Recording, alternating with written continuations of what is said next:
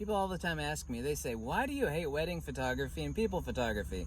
Because it's a pain in the backside, and it doesn't pay well, and it's stressful, and it's a waste of time, and you're usually dealing with low-income deadbeats. I hate to be brutally honest, but all the money, they asked one guy once, ages ago, said, why do you rob banks? And I said, it's because where the money's at.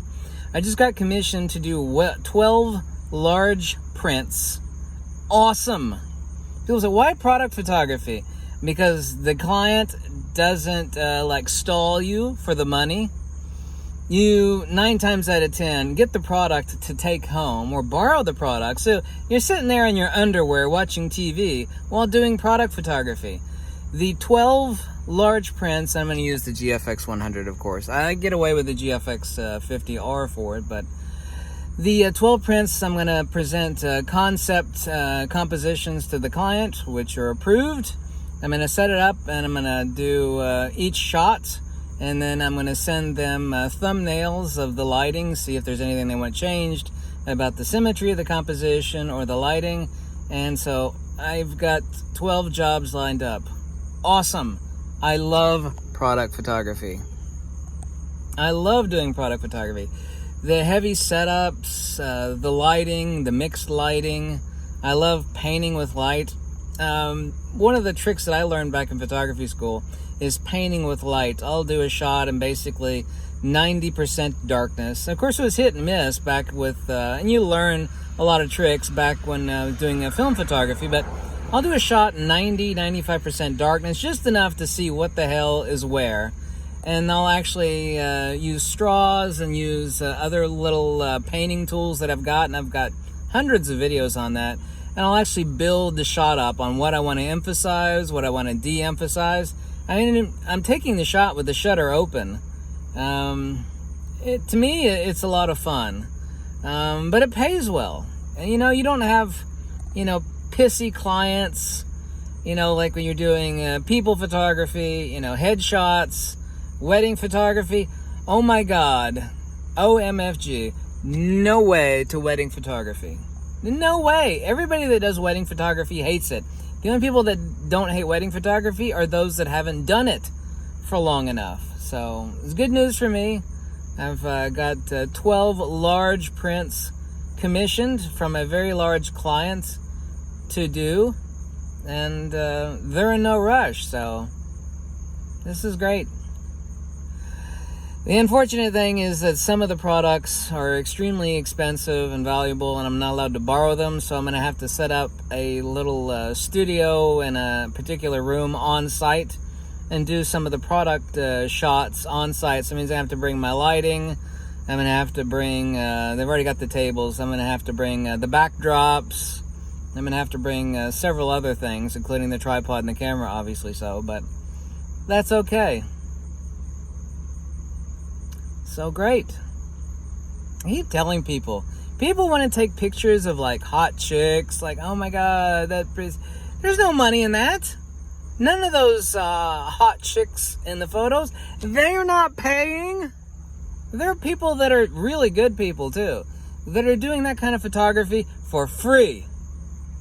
The real money in photography, and I've been saying this for years, and I've had hundreds of people email like, oh my God, you're right, I completely gave up on wedding photography and headshots, and I'm doing product photography, and I'm making money, and the stress is like non-existent. It's like 1,000 times easier. Well, it's not easy. Ultimately, it's not easy. I mean, it's easy that you don't actually have to deal with unreliable, wishy-washy people. Corporate and product photography is where the money's at. The problem is that nobody wants to do that kind of photography because they don't think it's glamorous. I'm going to take pictures of hot people, wearing G-strings on the beach. It's like, well, that's good. If you're really rich and you don't have to worry about paying the bills, that's some good photography. But if you want to pay the bills and make money, that's the worst kind of photography there is. Period. Too over the top? Too over the top? The only real point is the fat tattooed monkey right about what he said in this video? And the answer is yes. Fat tattooed bald monkey is 100% right.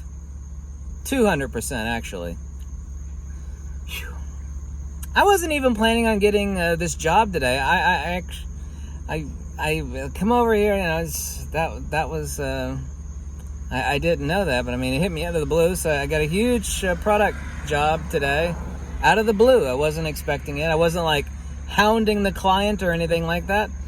I said, "Oh, we saw that that other piece that you did, and man, we love it. We showed that to the boss. He loves it." I was like, "Well, good.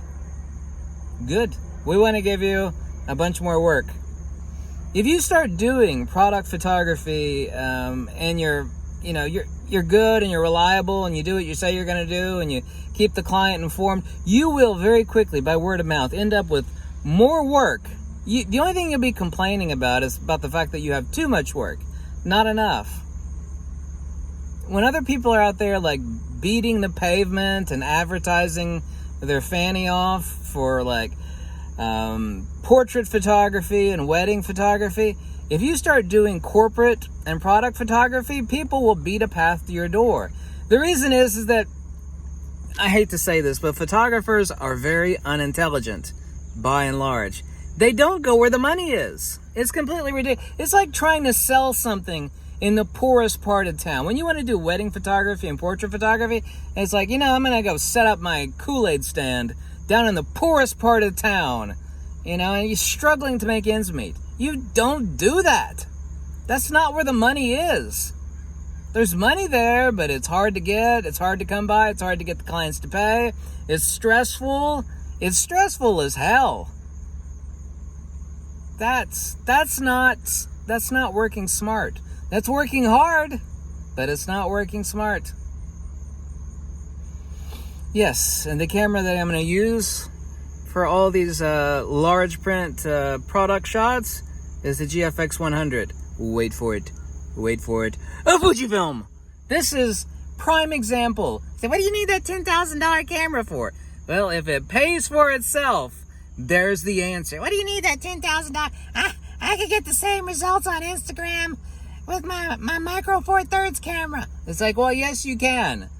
Yeah, the reason why you have a medium format camera is for clients that have a lot of money and they want to make large prints of their awesome product, and they ain't gonna let you do it with your little Micro Four Thirds camera. No, they're not. They're not gonna. It's like, that's the camera we're gonna use to take pictures of our product that we're gonna make, giant poster-sized prints of. Like, you see, we don't think so. We're gonna call them. I used to get those questions. Why do you need a medium format camera? The pictures look just as good on Instagram if you use a Micro Four Thirds or crop sensor cameras. Like, they do on Instagram, but they're not for large print product photography by a client that has a lot of money that wants to hire the best. Yeah, someone that not only knows lighting and listens to the client, but actually has the equipment to do the job. What are you going to use for the product? Oh, I'm going to use my old, beat up Nikon D700 for this shot. Like, no, you're not. Fujifilm.